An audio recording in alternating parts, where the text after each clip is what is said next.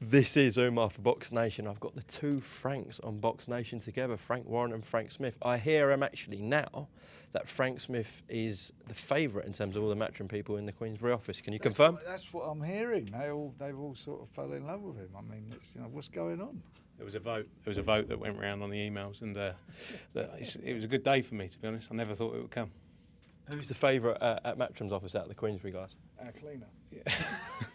Andy Ayling topped the poll in our place. It's only because of his tea making skills, I promise you. I thought you were going to say George, but you know. No, I love George. I've always loved George. Nothing's changed. I think it's more whose perception has changed more over the years. You know, I always loved George. Not love George, but you know what I mean. I won't let his wife. I won't tell his wife. I won't let his wife know. Yeah, you might not be able to put. It's his birthday today, by the way. Happy birthday, son. Happy birthday to George. But to be fair, even though things weren't great before, not as good as now, there was at least dialogue with yourself and George and Eddie. Yeah, always.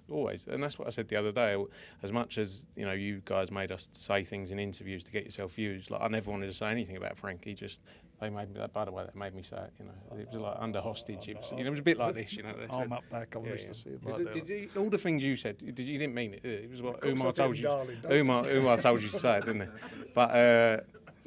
No, we always had good dialogue with George, and that was always when we were making fights before, like we made Zach Parker against John Ryder. I think was one of the big ones. It was always George was always there to help, so it was good. That was an ordered fight, to be fair. All right, sorry, mate. Got anything else?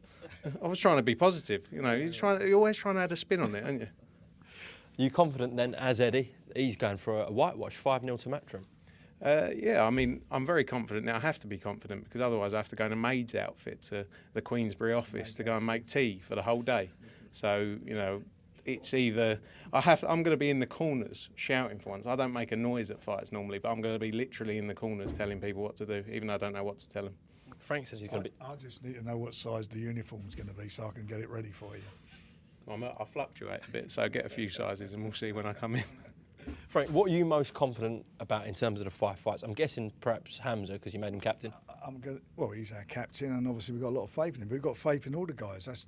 Look, the idea of this was to pick the guys in that weight division, in the various respective weight divisions, who were available to represent us. And we picked the guys that we feel will represent us and do the job, and do a good job. And I think all my guys, I really do think they're all winnable fights.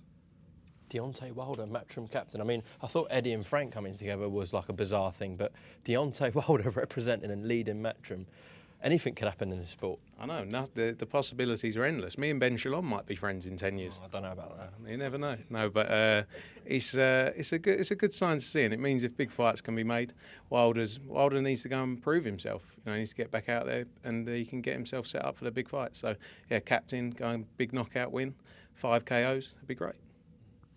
Okay, last one, separate from the 5v5. You go and make your case why Anthony Joshua beats Tyson Fury, and then you go and make your case why Tyson Fury beats Anthony Joshua. I'll let you go first, Frank. So I'm A-side in this. Are we doing all that still? No, I'm joking. I think Anthony Joshua is in the form of his life. I think consistency has been key for him. He's been active over the last year. He's had 4 fights in 11 months. And I think over the years, early days when he won his world title, he was probably rushed and didn't get the time to develop as much as he could have done. And I think now you're seeing the best of Anthony Joshua. I think he goes in there, I think he knocks out Tyson Fury. But it's the great thing about heavyweight boxing is anything can happen. Are you just listening to that and thinking, what's he talking about? He's getting those going, he don't got a clue about boxing. No, what do I know? I mean, I'm a novice. What do I think? I think Tyson. I fancy Tyson all day long to beat him, and I've felt that for a long, long time, and I just feel that he'd be too big for him. And what I mean by big, I mean the bigger personality. I think he'll dominate him in every area. He won't be able to cope with his switch hitting. And I don't think he'll cope with Tyson's ring savvy. Once he's in that ring, he'll own it and he'll be up for the fight. And I know people are looking to make comparisons about the fight with Ngannou, which I think is a really daft thing to do, but they'll do that.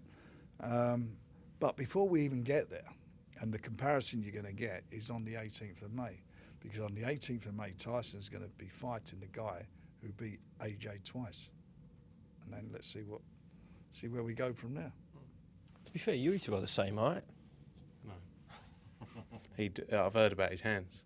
Got told a story downstairs that he's a big puncher by Jim McDonald. So I'm going to stay here. I'm not a fight. Look at me. I punched the punching machine the other day and cut my hand open. I couldn't have a fight, could I?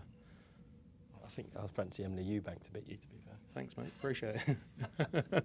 Cheers, both for Franks. Thank you very much. Pleasure. Thank you. We're going to have some tea now, come on.